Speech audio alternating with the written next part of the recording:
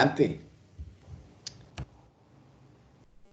Bueno, yo les voy a presentar una arquitectura de referencia de un sistema híbrido de recomendación que hace parte de un proyecto más grande de contenidos inteligentes, o sea que la idea inicial de la arquitectura está enfocada hacia un ambiente educativo, pero digamos que la propuesta es ampliable a cualquiera de los dominios, pero en caso de que pues, diga, por ejemplo, estudiantes o algo, significa pues que estoy pensando como en el dominio de un curso, de un ambiente virtual de aprendizaje. Bueno, como introducción, pues es importante saber que los sistemas de recomendación son un conjunto de técnicas, herramientas de software y todo lo que me lleve a herramientas que me proveen sugerencias de un ítem a un usuario.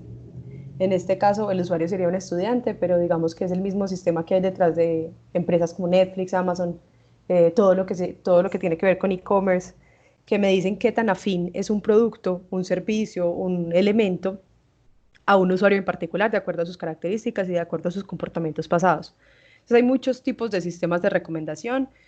Los principales son basados en contenido y filtrado colaborativo, pero digamos que por las desventajas que presenta cada uno individualmente se han venido desarrollando en el tiempo muchos sistemas híbridos que mezclan las características de ambos y suplen las situaciones en donde alguno de ellos no puede funcionar. Entonces también hay muchos tipos de sistemas híbridos. Se puede mezclar en cascada, se puede utilizar switcheo, que es, digamos, apagar uno y prender otro en ciertas situaciones, o combinarlos en escalera o a una suma ponderada, pues de eso ya se define la implementación. Y además de que funciona cuando otros no funcionan, los híbridos me permiten solucionar problemas como la falta de datos, el arranque en frío, la escalabilidad y la falta de diversidad, que individualmente ellos tienen problemas para correr en ciertas situaciones. Entonces, dentro de cada uno de ellos, incluso hay miles de clasificaciones y se están desarrollando día a día nuevas exploraciones. Inicialmente se hizo una revisión en la literatura en la que nos dimos cuenta que los sistemas de recomendación son una cosa que no se puede generalizar. O sea, como puse ahí, one size does not fit all, quiere decir que no hay un sistema de recomendación perfecto ni para un dominio en específico, ni para un tipo de datos específico, no. O sea, los sistemas de recomendación son un ambiente dinámico que se tiene que adecuar a las necesidades dinámicas precisamente del contexto porque sus características y como la lógica que hay detrás de ellos los hace sensibles a cualquier cambio en el tipo de datos o en el tipo de información disponible. Entonces, no se puede decir de forma general y a priori que para mi dominio va a haber uno en específico. Incluso dentro de los sistemas híbridos, tampoco podría decir yo que la forma de combinarlos es estática en el tiempo. Y ese fue el problema que más nos encontramos en la literatura. Hay muchos sistemas de recomendación, principalmente los que hacen una suma ponderada o los que juntan en una intersección las recomendaciones de diferentes algoritmos, o sea, corren, digamos, tres algoritmos y hacen una intersección al final. Esa intersección es estática, o sea, siempre es la misma cantidad de cada uno, o siempre es el mismo peso, o siempre las pruebas las hacen offline, precisamente por la dificultad que tiene hacerse dinámicamente. Entonces, como pocos trabajan en línea dinámicamente, pocos tienen un enfoque por usuario, pocos tienen la capacidad de que si yo entro como usuario, el sistema de recomendación se adecua a mis necesidades particulares y se estructure la infraestructura de hibridación de acuerdo a lo que yo soy como usuario, a mis características particulares. Entonces, se han encontrado pues que se han utilizado, por ejemplo, metacaracterísticas para instanciar. Metacaracterísticas son las características intrínsecas de los datos, como, no sé, la entropía, la cantidad de datos que se tengan, como coger el dataset, sacarle características particulares y de acuerdo a eso predecir cuál de los algoritmos va a tener mejor performance. Entonces, como tratando un poquito de llegar a ese dinamismo que se requiere, surgió la pregunta de cómo modificar la estructura de hibridación de acuerdo con las entradas en un momento dado, porque si bien es cierto que les digo que son estáticos, además no solo son estáticos en el tiempo, sino que son estáticos en su configuración. O sea, no solo no se adaptan a los nuevos usuarios, sino que ellos mismos, si se va a optimizar, toca pensarlo desde un enfoque offline. O sea, no existe ese enfoque de feedback en línea todo el tiempo. Entonces encontramos dos muy importantes. El primero se llama Stream, que es un artículo que es del 2009, Es un sistema de recomendación muy interesante porque se basa en la idea del stacking del Machine Learning, en el que hay dos niveles de modelos y se empieza a hablar de un concepto que nos llamó mucho la atención, que es el concepto de métricas en tiempo de ejecución. Estas métricas son características actuales, o sea, en tiempo real, del usuario, de los datos, que me permiten saber cuándo un algoritmo funciona mejor que otro. Entonces, lo que ellos hacen es en un primer nivel sacar las predicciones de cada algoritmo, sacar las métricas y al final combinarlas en diferentes modelos e hicieron pruebas. Y el segundo que nos pareció interesante se llama AdaRec, que lo que hace es acomodar pues funciona bajo la hibridación tipo switcheo, y lo que hace es acomodar prendiendo y apagando sus componentes de acuerdo al desempeño de los algoritmos. Entonces, basándonos como en esas ideas, en lo que faltaba, en lo que se ha visto, se propone la siguiente arquitectura. Entonces, los componentes se los voy a explicar uno por uno, pero entonces digamos que como en términos generales, se tiene un enfoque basado en el usuario, o sea, se piensa como un usuario particular que hace parte de un conjunto de usuarios, sí, pero se programa bajo un enfoque de usuario. Se tienen maquinarias que son parte de la arquitectura interna, o sea, que debería preocuparse por programar o por establecer el mismo desarrollador de la arquitectura, y hay otras que se pueden tercerizar, por decirlo, el sistema de perfilamiento. Se pueden adoptar sistemas de perfilamientos que ya existen en el mercado, que se basan en los logs o se basan en, no sé, en el análisis de comportamientos, en encuestas de los métodos de aprendizaje. O sea, hay muchas formas de perfilar, pero el resto, digamos que las que están en colores, son las cosas que nosotros como equipo pues nos planteamos que hacían parte fundamental de nuestra arquitectura. La primera de ellas es esta, la base de datos dinámica o subbase de datos, como se le puede llamar, y es que nosotros estamos planteando un sistema donde se tengan millones y millones de datos, en este caso académicos, artículos, patentes, objetos de aprendizaje, videos, una cantidad de información, pero no le estamos planteando muy gran escala, o sea, estamos hablando de millones y millones de artículos. Entonces, cuando uno va a correr los algoritmos, es imposible realizarlo sobre toda la base del conocimiento, o sea, sobre toda la base de datos. Entonces, lo que se plantea con esta parte es generar un pequeño subgrupo para cada usuario, cada vez que se ingrese, que se base en la información que se tenga del usuario y en el sistema de perfilamiento. Y a este subgrupo de ítems se le va a llamar ítems candidatos. Entonces, todos los procesos computacionales van a estar basados en esos ítems candidatos, no en toda la base de datos. La segunda parte se llama base de datos de conocimiento. Esta parte es básicamente una base de datos, pero en la que no solo se guardan los datos de los objetos, como sus descripciones, sus descriptores, sus características, sus palabras claves, sino que va a ser importante para almacenar el feedback del estudiante, las recomendaciones, los logs, toda la información que me alimente el sistema. Después tenemos un componente de retroalimentación que es flexible a las necesidades de la implementación. Si bien es cierto, hicimos una pequeña búsqueda de cómo se maneja el tema de la retroalimentación implícita y explícita, nos dimos cuenta que no hay un estándar, o sea, no hay algo, no sé, un protocolo que me diga cómo manejarlo, es más bien a consideración de la implementación. Entonces aquí simplemente hacemos una propuesta para ilustrar cómo funciona, pero digamos que básicamente la idea es utilizar implicit rating y explicit rating porque los dos me dan información muy valiosa. Ese componente de extracción de la retroalimentación me va a permitir tener en tiempo real información alimentando al sistema, sea porque se va a afectar como hallar un error o sea porque las métricas me lo tienen que reflejar. Entonces esto es lo que me va a dar como ese componente dinámico. En el quinto lugar tenemos los algoritmos. Los algoritmos son cada uno de los enfoques de recomendación. En esta gráfica se plantean N algoritmos y se ponen así como en gris, porque la idea es que sean una caja negra. O sea, en este momento aquí tengo una propuesta, pero es basado en la implementación que se hizo. Inicialmente, cuando uno plantea la infraestructura, cualquier algoritmo de recomendación se puede implementar. Eso sí, se recomienda que no sean más de 4 porque cuando se tiene más de 4 se corre el riesgo de una sobreespecialización y tiempos de ejecución muy largos, o sea, no vale la pena para una cosa que nosotros necesitamos en tiempo real poner 20 algoritmos de recomendación, no es algo que se vea comúnmente.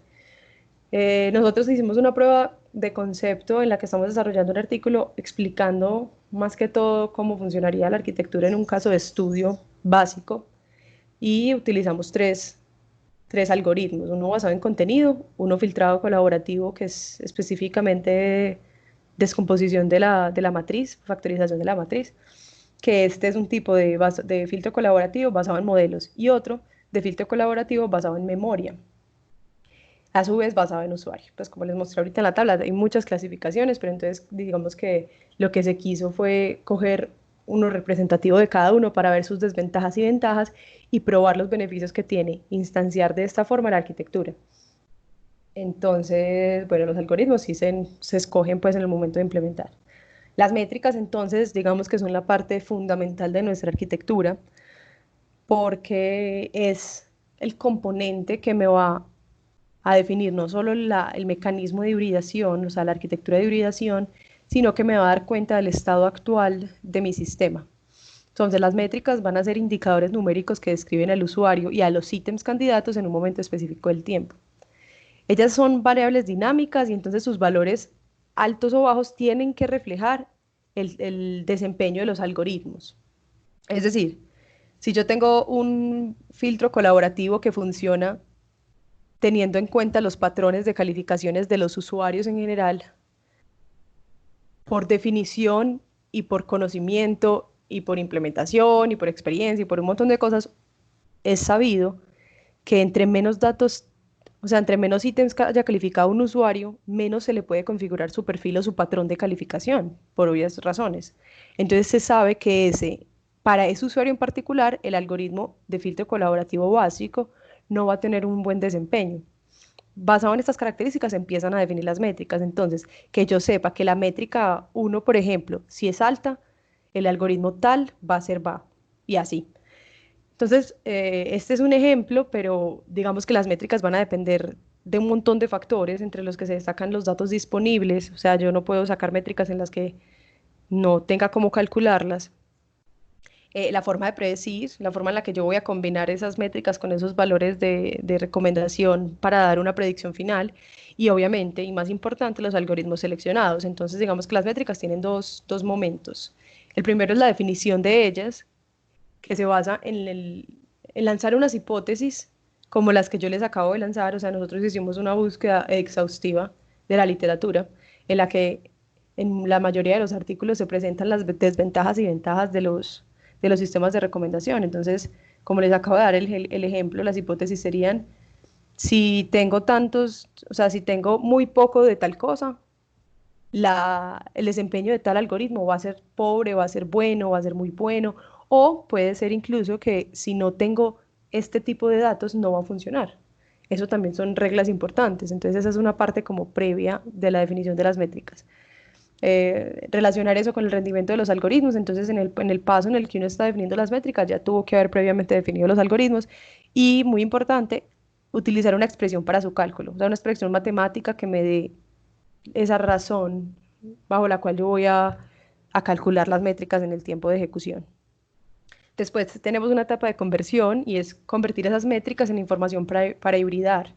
Esta parte es muy importante, sobre todo porque en una primera implementación que se hizo, nosotros lo que hicimos fue utilizar esas métricas que me dan información del desempeño de los algoritmos para convertirlas en pesos, es decir, para darle a los algoritmos un valor de peso dentro de una suma ponderada o dentro de un ranking final para hacer la recomendación. Entonces les voy a poner un ejemplo. Nosotros proponemos en este paso de la conversión un sistema difuso.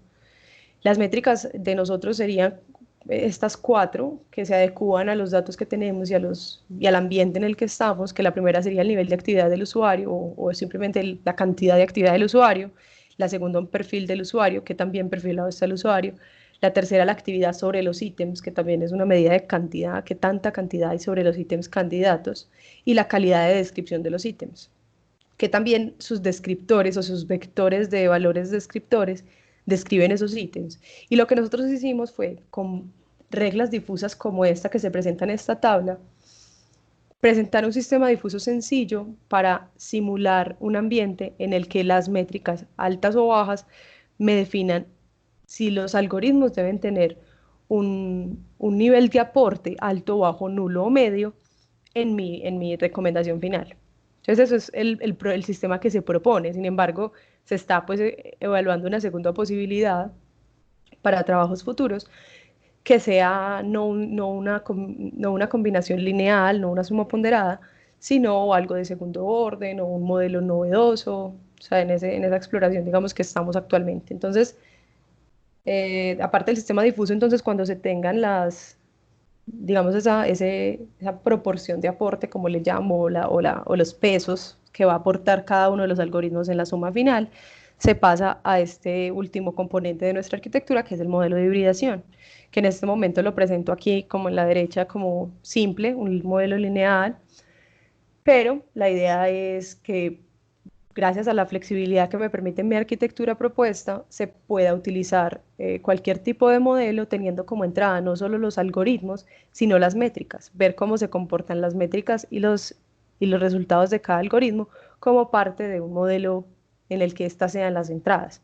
Entonces, inicialmente se hizo esto y podemos sacar conclusiones de esta primera aproximación y conclusiones de la arquitectura, ya entendiéndola como una arquitectura real que se implementó, y es que es una arquitectura dinámica y adaptativa que permite aliviar las desventajas de los algoritmos individuales e incluso funcionar en casos donde no lo harían. Un ejemplo de esto es que aquí me devuelvo cuando M1 en nuestro caso, con la forma en la que se calcula, es nulo, es decir, para nosotros eso significaría que el usuario no ha interactuado con nadie, lo que conocemos como un new user o cold start.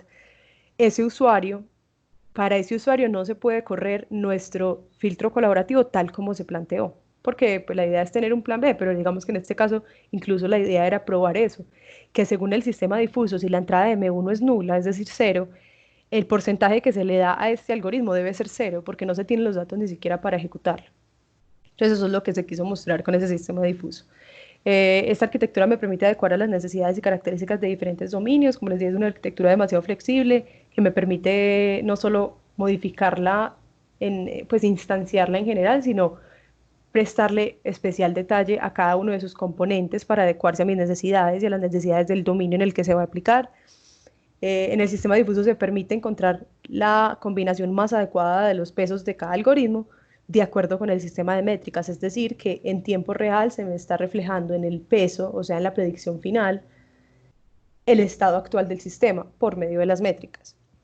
Y precisamente como la importancia de las métricas es tanto, de una buena definición de estas dependerá el proceso general de hibridación, porque de ahí en adelante se empieza a desarrollar como toda la lógica de hibridación.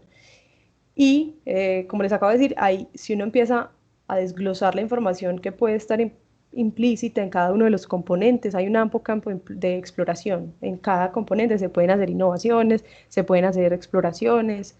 Entonces, para futuros proyectos se plantean algunas ideas las hemos venido discutiendo, pero digamos que la cantidad de trabajos que pueden salir es muy grande. Algunas de ellas es explorar nuevas formas de hibridar, como les dije, más allá de una combinación lineal, empezar a explorar con nuevos modelos que no sean lineales, buscar nuevas formas de validar la recomendación. En este momento se hizo cálculos del error sencillo o se hizo, sí, cálculos básicos de los sistemas de recomendación, pero la idea es buscar indicadores de calidad más allá de la exactitud, de la precisión, del error, más allá de los tradicionales, porque esto va a enriquecer mucho, no solo que nosotros tengamos un sistema híbrido exacto, sino que tantas ventajas me presenta respecto a los tradicionales, o sea, en temas como la diversidad de sus recomendaciones, como qué tan acertada es la recomendación, qué tan variada es la recomendación. Otro trabajo futuro sería optimizar la recomendación por medio de la optimización del sistema difuso o de la función de predicción. Aquí hay muchas discusiones que han surgido pues como acerca de ese tema porque hay muchas partes que se pueden optimizar y se pueden optimizar no solo respecto al error, sino respecto a otras funciones de calidad. En este caso, una muy interesante es la optimización del sistema difuso como tal, de las funciones de membresía del sistema difuso, para encontrar las funciones más óptimas que me permitan obtener resultados de calidad. Otro sería probar diferentes métodos de extracción de métricas que me permitan automatizar el proceso. En este caso, como les muestro, el proceso lo ilustramos de forma manual, que hay que hacer unas hipótesis, pero posiblemente por medio de un protocolo o por medio de, no sé, un proceso de optimización se pueda llegar al momento en el que Si uno quiere, digamos, yo no quiero más el filtrado colaborativo porque me está sacando malos errores, voy a implementar un nuevo algoritmo que leí en la literatura, cómo sacarle las métricas a ese algoritmo e incorporarlo inmediatamente en mi sistema de recomendación, entre muchos otros. Quedo atenta a sus preguntas, muchas gracias.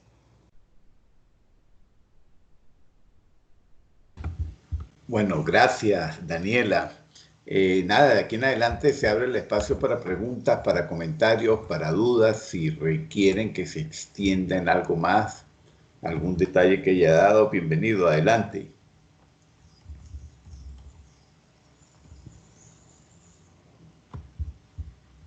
Hola Daniela, buenos días. Hola, buenos días. Yo quisiera mirar de pronto si tienen por ahí alguna de las métricas. Veo que las enuncia, pero no sé si formalmente las tiene definidas. Sí, te puedo mostrar una por aquí, pues como la fórmula para calcular alguna de las métricas, un ejemplo.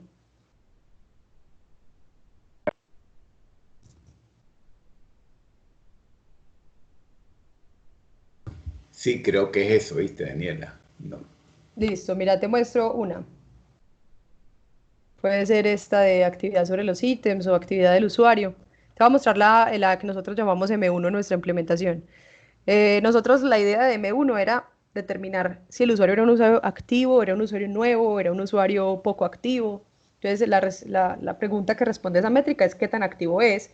Y en términos de la matriz es la completitud de la fila, porque también hay que mirarla en términos de la dispersión de la matriz, esa métrica qué me va a significar.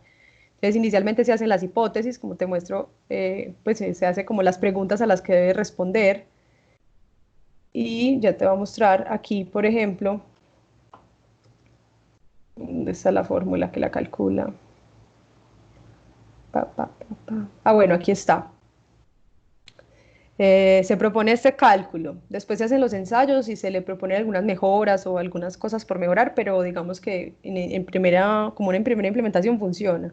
Y es el número de interacciones del usuario en cuestión, del usuario activo, dividido el máximo número de interacciones de un usuario. Entonces eso me va a permitir comparar a los usuarios en cuanto a su nivel de actividad respecto al que más actividad tiene. ¿Por qué se utilizó pues digamos que un número como el máximo número de interacciones? Porque en casi todos los datasets, los conjuntos de datos de los sistemas de recomendación, el nivel de dispersión es del 95% mínimamente. Entonces, nosotros teníamos en nuestro dataset de prueba, teníamos 3.000 objetos, 3.000 artículos científicos. Y si se piensa poner, por ejemplo, una métrica absoluta en el que se me diga la cantidad de interacciones del usuario respecto al total, los números van a ser infinitamente pequeños porque en promedio los usuarios, nosotros aquí hicimos una gráfica, en promedio los usuarios tienen de 1 a 2 interacciones, entonces era 1 o 2 respecto a 3.000. Entonces, basándonos como en las características de nuestros datos y haciendo exploraciones de los datos, se propone esta métrica. Este es un ejemplo de ella. Ahí en esa métrica, ¿cómo definen interacción? ¿Qué es Como una si interacción para ustedes? simplemente que tenga un rating, o sea, se convirtió, la base de datos venía con un tipo de interacción, venía con un clic, ya te voy a mostrar aquí que tenía estos tipos de interacción. Había que el usuario le dio clic, le dio guardar o lo dejó algún tiempo abierto o algo así. Entonces lo que se hizo fue convertir eso a valores y el hecho de que haya interactuado es una interacción. O sea, no importa qué tipo de interacción, es simplemente que esa celda esté llena. O sea, que esa celda de ese usuario respecto a ese ítem tenga información, porque los algoritmos como el filtrado colaborativo y el basado en contenido que utilizamos lo que hacen es con los patrones de calificación del usuario, pues sacar características de este. Entonces, independientemente si le gustó o no, eso es información valiosa. Y el hecho de que haya interactuado con muchos ítems me permite a mí saber, pues, como sus características y sus gustos y sus disgustos. Vale, muchas gracias. Listo. ¿Cómo estás, Daniela? Por acá, Marcel. Hola, buenos días. ¿Me escuchas? Sí, Buenos días. Mira, Daniela, tengo dos preguntas, ¿no? sí. ¿Cómo visualizas el sistema de recomendación en plataformas educativas como Moodle, en donde existen bases de datos sobre la dinámica de los estudiantes, de los profesores, de cursos, ¿ok? ¿Cómo ves la integración de tu proyecto, de tu investigación en plataformas existentes, pues? Bueno, inicialmente, de hecho, nosotros lo estamos pensando para un curso, entonces creo que se adecua bien a las necesidades porque desde que se empezó la conceptualización, nosotros pensamos esto como, listo, el usuario ingresa a un curso en el que hay un montón de estudiantes, entonces los demás usuarios son para mí estudiantes, y por eso yo puse aquí esto de perfilamiento como un servicio externo, porque muchos de los Moodle tienen servicios internos de perfilamiento del usuario, o sea, encuestas que se le hacen al estudiante cuando ingresa, en el que se puede determinar su estilo de aprendizaje o en el que se puede determinar qué carrera está utilizando. Entonces, toda esa información es la que yo pongo acá, no solo el perfil del usuario, sino la información que se tiene del usuario dentro de un ambiente de aprendizaje, que es lo que me permite hacer como un primer filtro, como ese primer filtro es fundamental para la parte de educación principalmente. De pronto para un sistema, no sé, en un ambiente de películas o en un ambiente como de e-commerce no sea tan importante. Pero en este caso, este factor es fundamental. Estos dos son fundamentales en esa etapa. Además que la base de conocimientos, como lo expongo acá, es para almacenar cualquier tipo de información del estudiante que me permita alimentar el sistema de recomendación. Y por eso las métricas son tan variadas, porque si yo tengo más información, puedo crear más métricas y puedo hacer que mi sistema me responda más a las necesidades en tiempo real que tiene el estudiante. Ok. Otra pregunta, Daniela. ¿Qué sistema de recomendaciones existen actualmente en el mercado en plataformas educativas que sean similares a lo que tú estás proponiendo y cuál es el aporte tuyo o mejora de tu proyecto a las que existen actualmente? Bueno, en el ambiente educativo nosotros encontramos que básicamente las formas en las que se personaliza, por decirlo así, se basan mucho en enfoques dedicados a estudiar el estilo de aprendizaje de los estudiantes. Entonces, si bien se tienen diferentes tipos de sistemas de recomendación y se tienen incluso híbridos que funcionan relativamente bien, lo que nosotros veíamos como falencia en estos era su capacidad de adaptarse a las necesidades específicas por usuario y en tiempo real. Porque lo que hacían, por ejemplo, se puede, pues en algunos que revisamos, era, por ejemplo, un clustering de estudiantes. Pero esto se puede hacer cuando se tenga una riqueza de información grande. Pero si entra un nuevo estudiante, el sistema no podía funcionar y me arrojaba una recomendación por defecto. De hecho, en nuestro proyecto de contenidos inteligentes, la primera aproximación que se hizo a un sistema de recomendación era más bien un sistema de information retrieval, pues como sí, de captación de información, porque como no se tenía los gustos del estudiante, lo que se hacía era con datos por defecto del curso. Si el curso, no sé, es de Machine Learning, entonces lo que hacían era recomendarle al estudiante cosas de Machine Learning, y si entraba otro estudiante, lo mismo, y lo mismo, y lo mismo, y lo mismo. Entonces, sí se han presentado arquitecturas híbridas, perdón, y arquitecturas que son relativamente flexibles, pero lo que no encontramos es una arquitectura dinámica y adaptativa en el tiempo para cada estudiante y que no solo dependa del estilo de aprendizaje, porque el estilo de aprendizaje en este puede ser simplemente un filtro, no es un factor determinante. Entonces, con esto yo le puedo dar no solo al estilo de aprendizaje, sino generar más y más recomendaciones que se salgan un poquito de las obvias. O sea, yo le puedo dar como más variabilidad porque esto me va a permitir combinar diferentes enfoques. Entonces yo creo que esa parte del dinamismo y de la adaptabilidad es como el valor agregado especial en esta, porque además funciona en línea. O sea, la idea de esta arquitectura es que con el mecanismo de extracción yo tenga un usuario que inició sesión, que hizo su recomendación y que con ese mecanismo de extracción yo ya tenga información para optimizar para una siguiente ingreso. Entonces, cada vez que el mismo usuario, que incluso diferentes usuarios ingresen a mi plataforma, esta se va a comportar mejor en el tiempo, sin dejar de comportarse bien en un primer momento, que también es una característica importante. O sea, no tiene ese problema del arranque en frío. Porque muchas gracias, Daniela. Mucho gusto.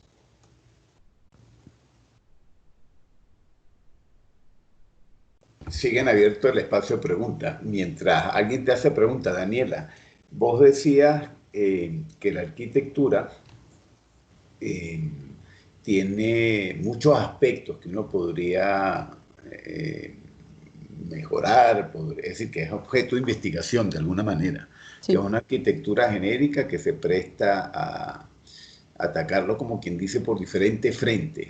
Ujú.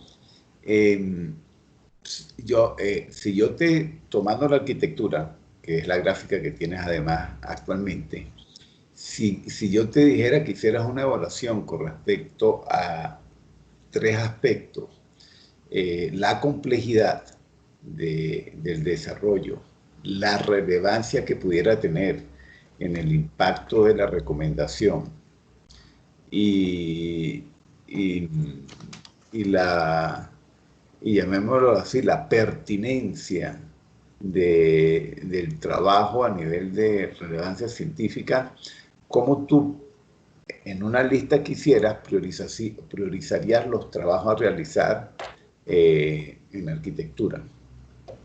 Yo diría, Bueno, dale. en cuanto a complejidad, relevancia y pertinencia, yo creo que un trabajo en el que se haga un análisis dinámico de cómo funcionaría la arquitectura en un ambiente real sería el más complejo de realizar, por lo que lo dejaría como de último. O sea, no lo priorizaría porque me parece más importante enfocarme en cómo hacer que cada uno de sus componentes sea muy bueno y que yo le saque como, por decirlo así, como el jugo a todos los componentes y explore diferentes posibilidades antes de meterme como en el cuento de programarlo todo en un ambiente real, porque en este momento lo que uno puede hacer es pruebas estáticas de una arquitectura como dinámica, pero simular ese dinamismo, o sea, digamos que no sea montado en un Moodle para que los estudiantes interactúen. Entonces, digamos que esa parte un poco la dejaría como un paso final para cerrar.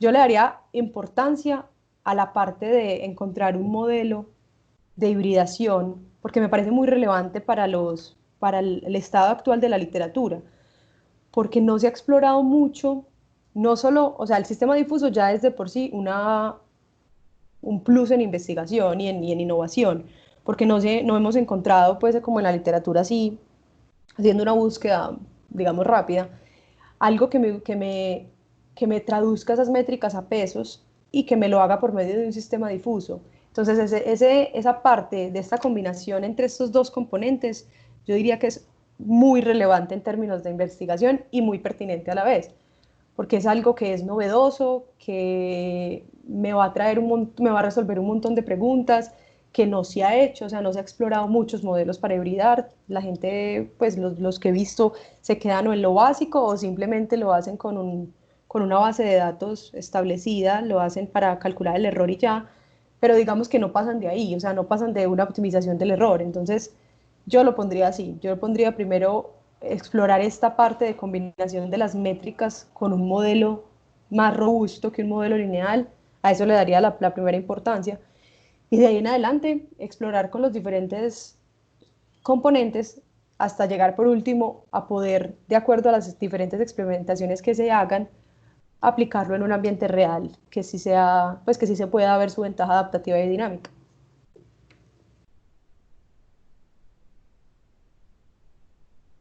Siguiendo en esa misma línea, en el caso de las métricas, bueno, ahí das cuatro ejemplos de las métricas, detallaste llamémoslo así, el cálculo de una de ellas. Eh, uno podría pensar, porque uno podría pensar las métricas vinculadas a los algoritmos de recomendación que uno esté usando, pero también uno podría pensarlas en métricas genéricas, es decir, que se abstraigan del mecanismo de recomendación que esté utilizando y que sean métricas que den cuenta sobre, sobre el proceso de recomendación per se. Y Eh, después, y después la usará la función como quiera, pero lo más genérica posible. Sí, de hecho, nosotros planteamos, o pues yo planteo las métricas de forma que explícitamente tengan que ver con el desempeño de algunos de los algoritmos, principalmente por el sistema difuso, porque para definir las reglas de un sistema difuso, pues necesito una relación directa de los valores alto o bajo de las métricas con esto, pero en un caso en el que, como les acabo de exponer, en el que no se utilice un sistema difuso, sino que simplemente se combinen métricas y los resultados de los algoritmos como parte de una entrada común a un modelo más complejo, que no sea una suma ponderada, yo no voy a necesitar el sistema difuso para que me lo convierta a pesos.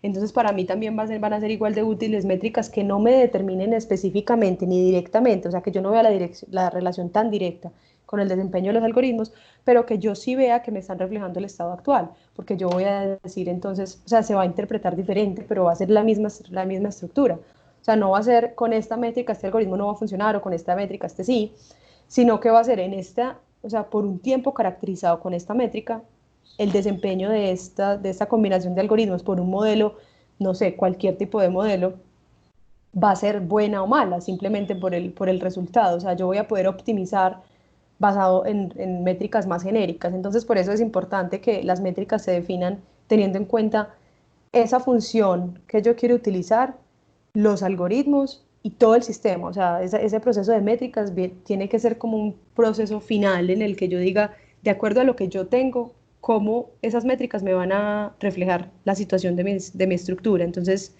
la respuesta es sí. O sea, es posible llegar a un punto en el que no se necesiten métricas pensadas como particular para el sistema difuso, sino métricas genéricas que me hablen como del estado del sistema en general. Bueno, yo no tengo más comentarios, no sé si hay más comentarios, dudas.